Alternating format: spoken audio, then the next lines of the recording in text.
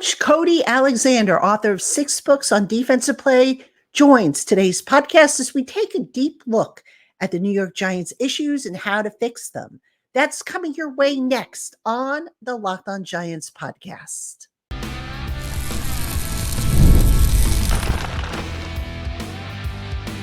You are Locked On Giants, your daily New York Giants podcast, part of the Locked On Podcast Network, your team every day. Today's episode of the Locked On Giants podcast is brought to you by FanDuel. Now through September 22nd, all FanDuel customers can bet $5 and get a 3-week free trial of NFL Sunday Ticket from YouTube and YouTube TV. Visit FanDuel.com to get started. Hello, New York Giant fans, and welcome to another edition of the Locked On Giants podcast, part of the Locked On Podcast family, your team every day. I'm your host, Patricia Traina, credential member of the New York Giants media for Locked On, as well as for New York Giants on SI, which is where you can find our written work. We cover all things Giants over there, so do check us out. And as always, a special welcome on into my Blue Crew community members, my everydayers, my newcomers, and everybody in between. Thank you so much for spending part of your day with us here on the Locked On Giants podcast. And if you are watching on YouTube, please consider subscribing to the channel. And if you do, click the little bell so that you are notified every time I post a new video, whether it be a full-length video or a short. And like the video, that helps all in the end result. And to our audio listeners, please consider a 5-star review. That helps as well. All right, on today's Locked On Giants podcast, I promised you a special guest. He is Cody Alexander. He is a football coach. He's written 6 books specifically on defense, but he can talk about the offense too, and he's going to, chime in and give us a little insight from an X's and O's perspective on the New York Giants, who just were absolutely abysmal on Sunday in their their regular season opener against the Minnesota Vikings. Cody, thank you so much for joining the podcast. Yeah, thanks for having me on. I really appreciate it. All right, Cody, I think we got to start, I want to get to the defense because I know that's really your area of expertise, but we got to start with Daniel Jones. I mean, not a very good performance for him. At this point, is it fair to say that this guy is broken, or do you think he can be salvaged? Yeah, I think that you kind of are who you are at this point in your career. I mean, I know that the Giants decided to go ahead and give him a contract extension and sign him, but at the same time, like, you have to kind of, there's habits that have formed, there's things that are happening. He holds the ball a pretty long time. He throws into some windows that kind of you scratch your head. But I also think the Vikings really made him play quarterback this past week. And what I mean by that is they played a ton of zone coverage. They packed the intermediate of the field. They really dared him. Look, if you're going to make plays, you're going to have to do it with your legs. And he just ended up throwing the ball twice to the defense. Now, the one, I will say this, the quad screen that ended up being a pick 6 for Van Ginkel, I think everybody in the stadium knew that play was coming. So I don't necessarily know that was his fault, but I do think the one in the red zone really was a killer because he threw it into a window that just was not there. Probably should have tried to take off.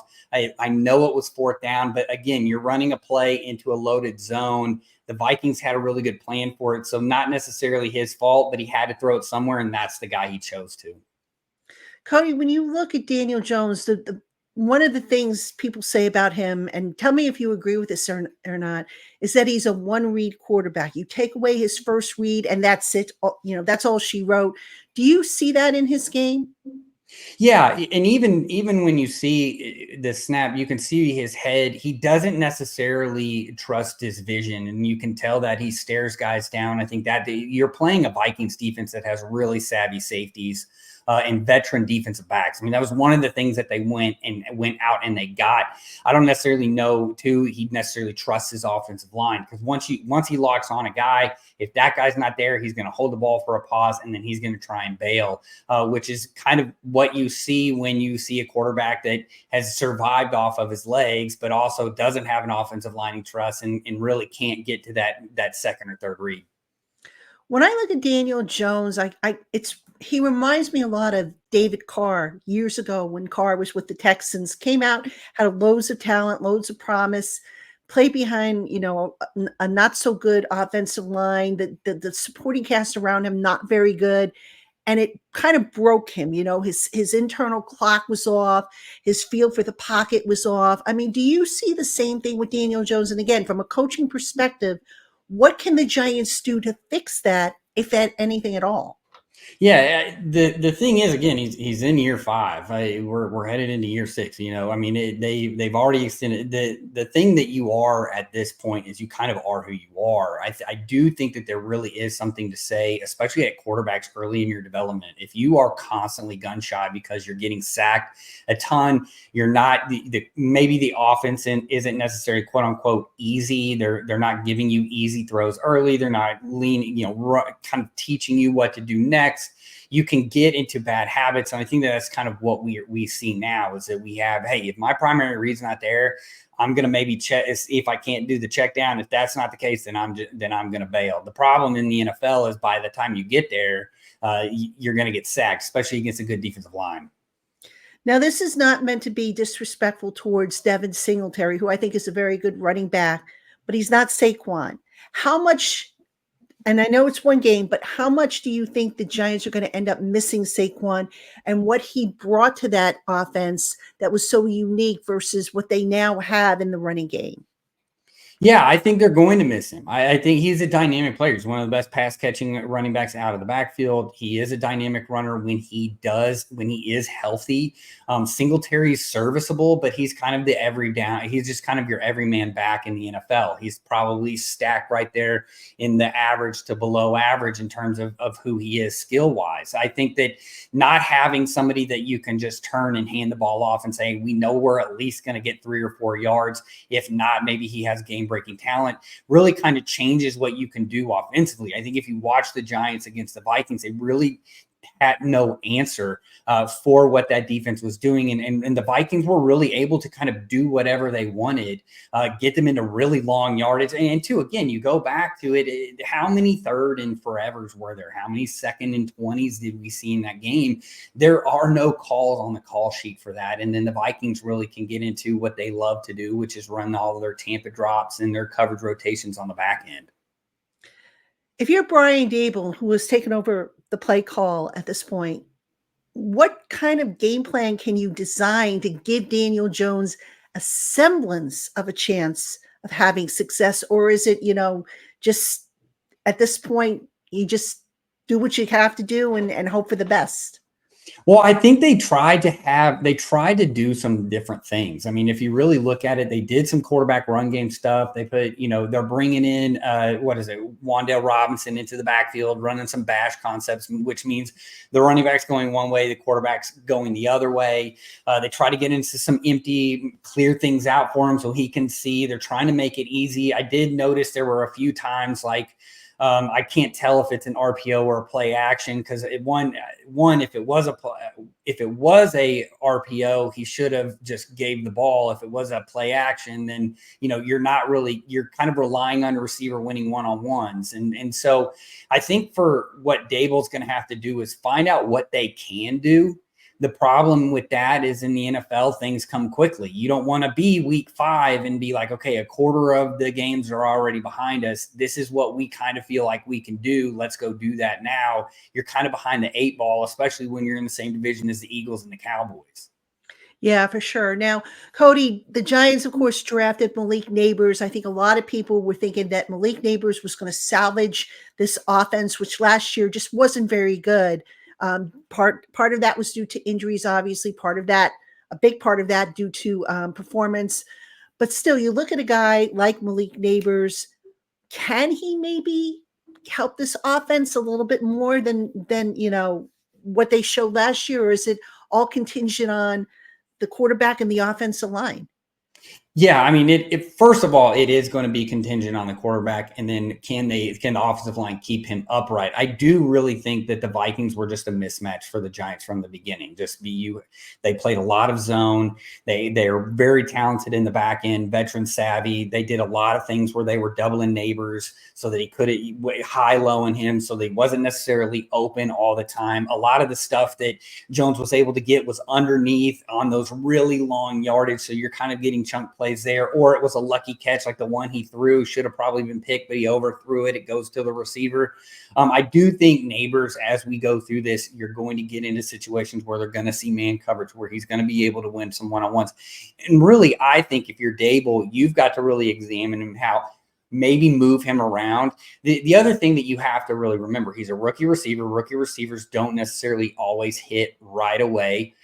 Unless you're like Justin Jefferson, and then you just have a freak that's like that. But I do think that he has potential. He's an LSU receiver. He's probably going to be good. You got to find ways to move him around, but that also takes mental capacity and mental load. So you don't want to necessarily give him a whole bunch to do early, and then it's more paralysis by analysis. He's got to think instead of play. So you try and ease him into that. Hopefully by the time that we get a month into the season, we're moving him around, which is going to allow them to get him those one-on-ones and get him those open catches.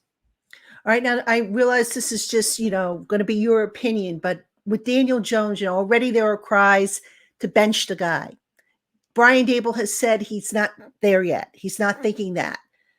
If you're making the call, at what point do you say, okay, look, this is it. This isn't going anywhere. Let's just take our chances with Drew Lock or Tommy DeVito, because this just isn't working out for whatever the reason, whether it's he's not a fit, because he's scarred, he damaged. When do you pull the plug if you're the Giants? I think you got to wait till the bye week. I think at least you got to wait till probably around mid-season. You got to find maybe week 8. You got to find a way to at least let's get halfway through the season. Let's see where we're at, because I don't necessarily think Drew Lock's going to give you anything better. I mean, the same problems that Daniel Jones has, Drew Lock has. And then we saw what Tommy DeVito did last year. Yeah, you always have that deal where you kind of have success early, but then you always come down to, you always fall to the mean. I think, you have a situation in Drew Lock, which, it's the same kind of guy. There's really not an answer there. So I would probably wait till week 8. And then if it's just not working, then you give probably Drew Lock a chance to do it. And then if he can't do it within the next 4 games, you let Tommy DeVito finish the season out. But I think that has to be the plan. I've never been a really big believer in knee-jerk reactions after week 1.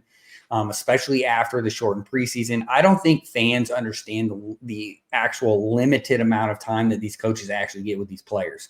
That it's not the old days where they basically had to camp out up there. They were there all day. They could watch film as much as they wanted to. Like the CBA is very strict. And so I think even with a guy like, Nabers, you have to kind of be patient a little bit and kind of ease into it. You really don't know what you got until probably around week 4 or 5.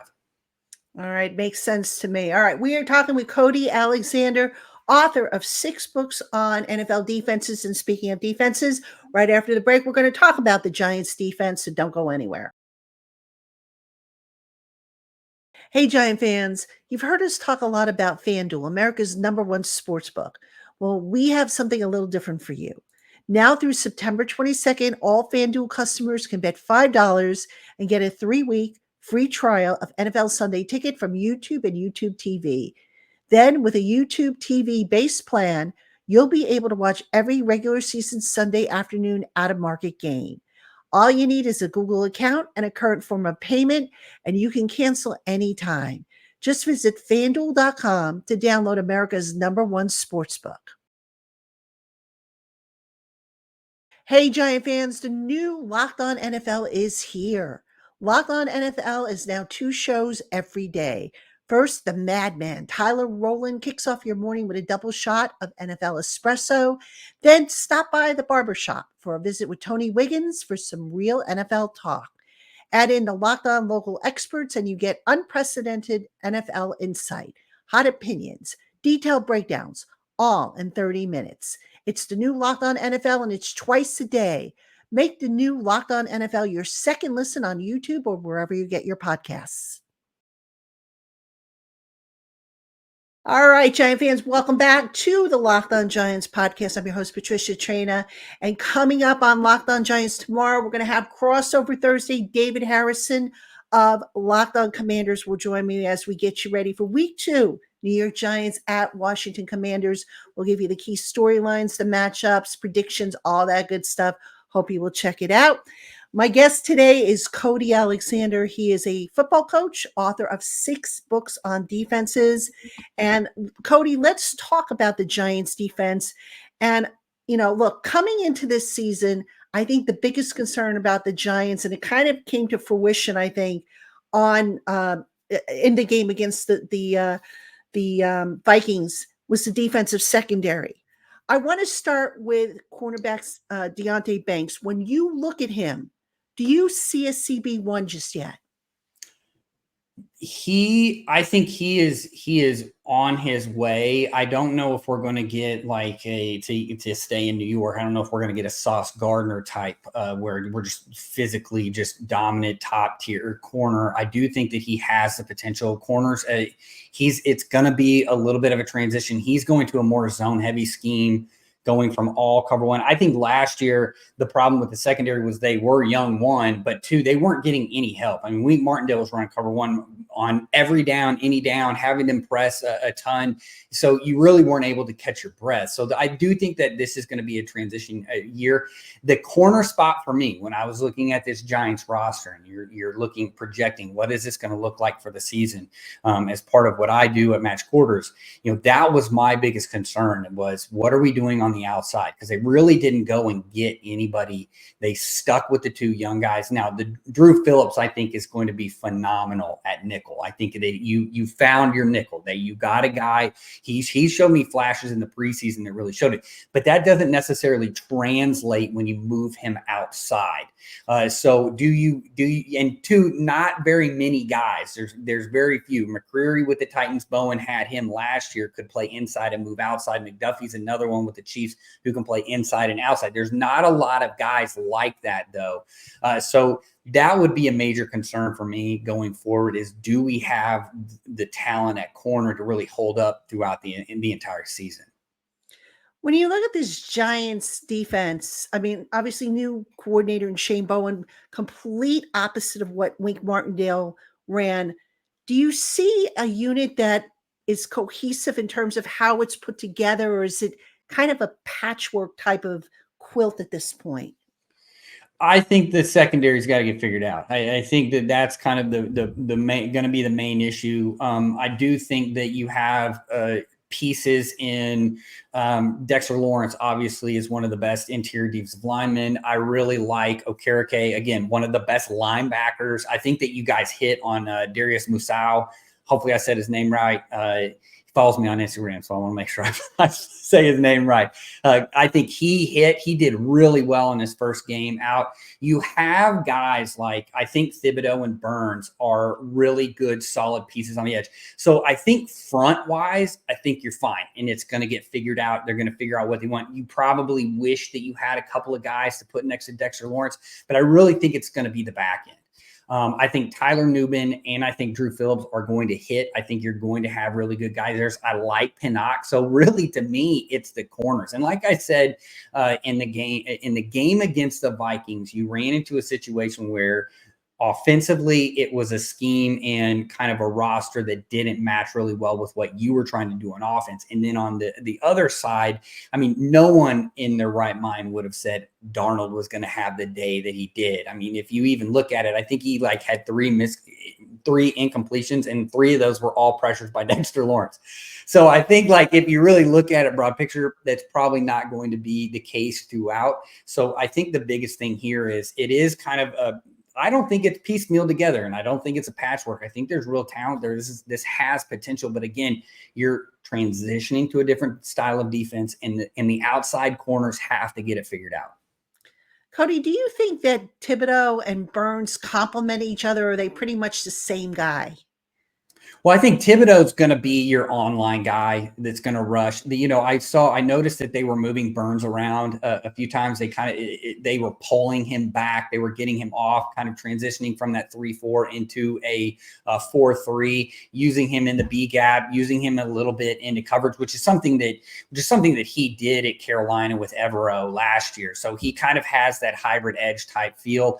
But I think that they can complement each other. It's just, the problem that you find sometimes in the NFL when you get two guys that really want to go rush the passer a lot is that it's kind of becomes you have to feed both of them. And so that might be the only potential thing that I see heading into the future.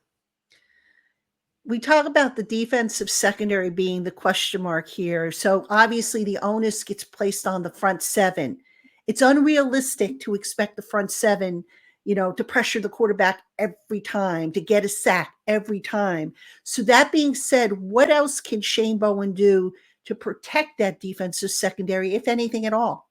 Well, I think he's going to play zone coverage. I think that that's going to be part of the plan is we're going to play zone coverage. I'm not going to put you in situations where you're isolated on major receivers. And again, I go back to the Vikings just being a monster for week one. Justin Jefferson doesn't care if it's man or if it's zone. If you double him or if you single him, he's going to get his catches. And Darnold just had a day that you didn't expect. Do I think that Darnold's going to play like that for 17 games? Absolutely not. I think that the Vikings probably understand it as well. So that's why I tell everybody the knee-jerk reactions after week one are probably unwarranted. I do think this is a talented secondary. I would be a little bit concerned about, who is cornerback number 2. I think Banks can play. He's going to progress. And I think Bowen's going to try and protect them using zone as much as he possibly can. Keep them on top of receivers. If they're going to catch things, it's going to be underneath. And then we just need to tackle them, get the ball carried down, live to play another day. Cody, for those maybe not as familiar with zone versus man, what are the advantages of putting that young defensive secondary into zone versus having them play, man up? Well, you're not putting them in situations to where they're isolated and where you have quick, deadly strikes like you saw last year with Martindale. Now, Martindale last year, one of the problems with the Giants defense last year was they were so blitz heavy, but they got no pressure. They were the Vikings last year too. They were both in the same boat. So what did the Vikings do? They went out, completely rehauled their whole front, got some more veteran play in the back end. The Giants, on the other hand, they change it up. I think that they have two really good edges. They've got a good interior piece, but you're going to be able to have to work with all four of those. If you really look at these teams that have a lot of pressure but don't send a lot of blitzing, we're talking about some of the most elite defensive line. We're talking about the 49ers, the Cowboys, the Browns. It's kind of that stable. Even the Jets are in that same boat. So you look at that, and then how does that translate to the Giants? And that's really going to be reliant on Burns and Pedota really creating havoc from that outside and protecting that on that zone in, because now what we're doing is we're compressing the field. We're staying on top of receivers. We're using vision instead of just, hey, is this guy a better athlete than me? I'm allowing you to be a little bit more savvy, see ball, get ball. Hopefully we can get some more turnovers. That's really the biggest difference to me from going from a man-centric style to a zone-centric style. You're just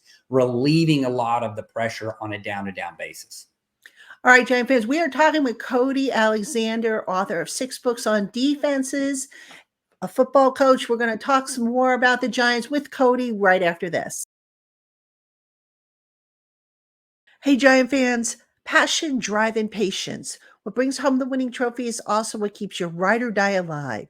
eBay Motors has everything you need to maintain your vehicle and level it up to peak performance. From superchargers, roof racks, exhaust kits, LED headlights, and much more. Whether you're into speed, power, or style, eBay Motors has got you covered. With over 122 million parts for your number one ride or die, you'll always find exactly what you're looking for. And with eBay's Guaranteed Fit, your part is guaranteed to fit your ride every time or your money back. Because with eBay Motors, you're burning rubber, not cash.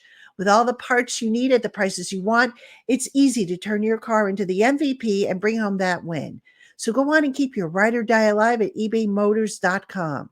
Eligible items only, exclusions apply. eBay's Guaranteed Fit only available to U.S. customers.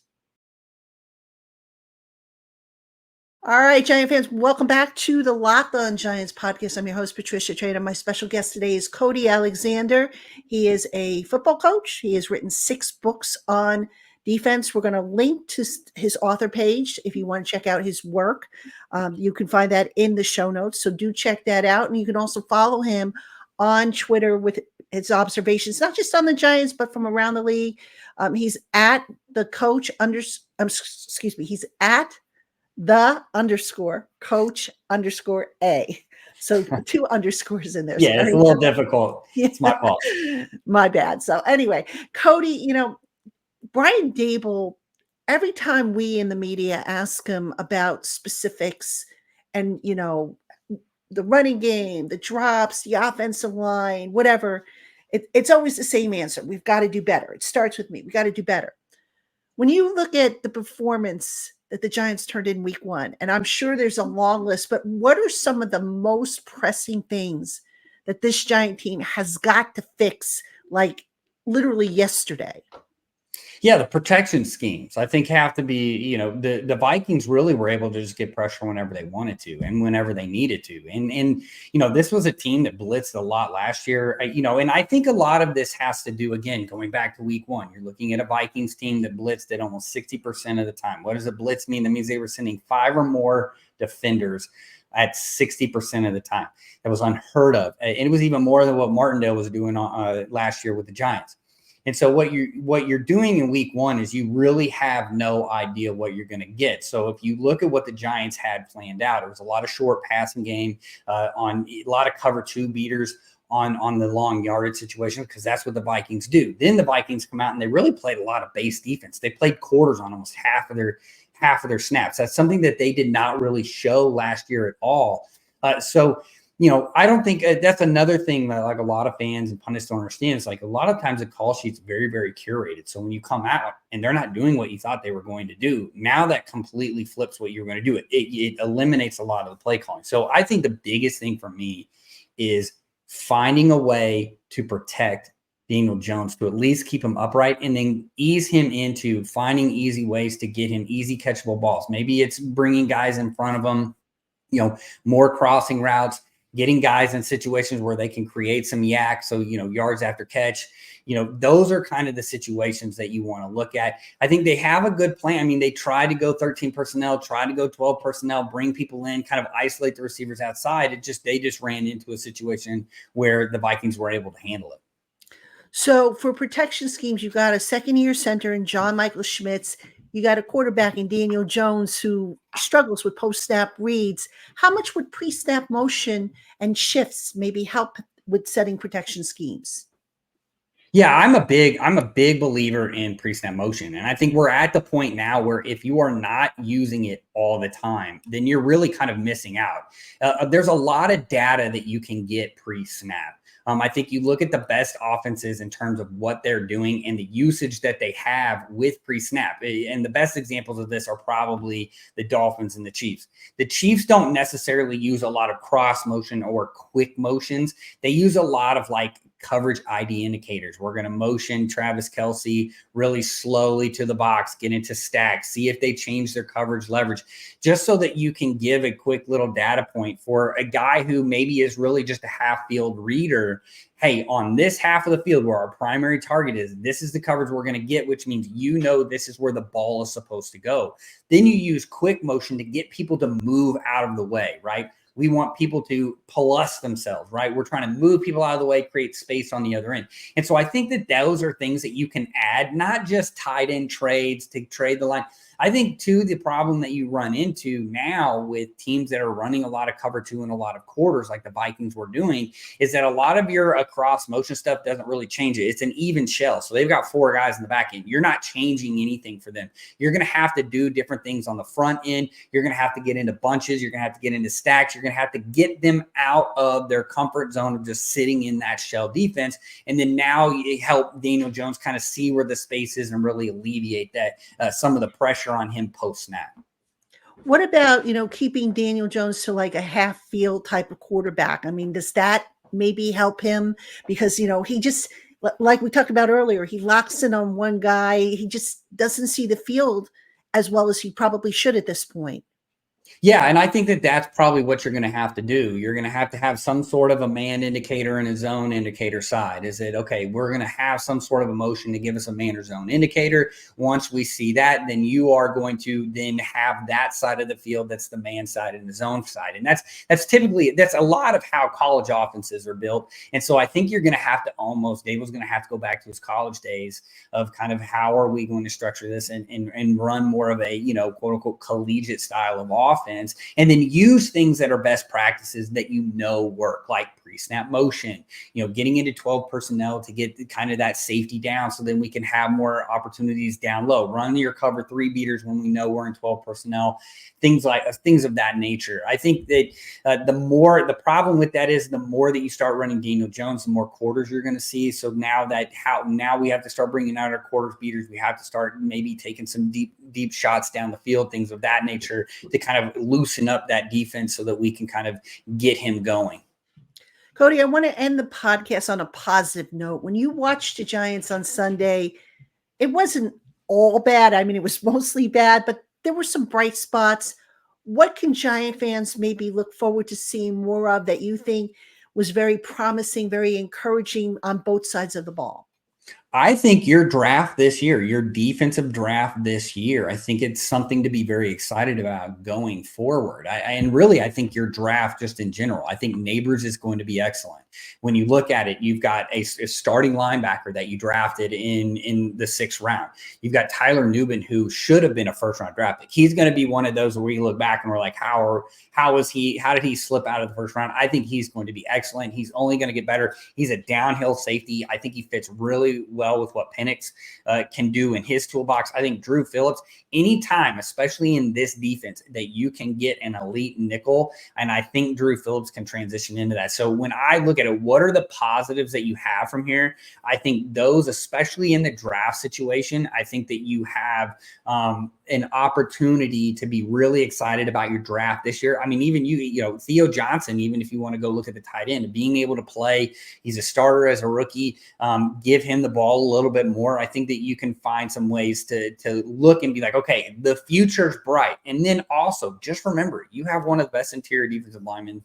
You have one of the best linebackers on defense in Okereke. I think that there are building blocks here. I would not hit the panic button or the eject button after week 1. I think you just ran into a team that was kind of just a bad matchup, and you ran into a quarterback that just had a hot hand that I don't think will last for 17 games. We certainly hope it doesn't, because otherwise it's going to be a long season. Cody, tell everybody about Match Quarters and about your other work. Yeah, so if you have any kind of interest in defensive football, that's what I am. I'm a defensive think tank. That's what matchquarters.com is for. Make sure to subscribe to that. I've got over 14,000 people subscribed to it that come daily for defensive content. I've got 6 books on defense, so whatever you're interested in, whether it's the evolution of modern defense to being specific, I want to know how the 4-2-5 is run, I've got all of that taken care of on books. And then I have links to everything on matchquarters.com. So head to matchquarters.com for everything that you need. And of course, we'll have that information for you in the show notes. Cody, I want to thank you for coming on. This was very informative, and I really enjoyed it. First time for him on the Locked On Giants podcast. Hopefully not the last time. Hopefully we can have you back on down the line.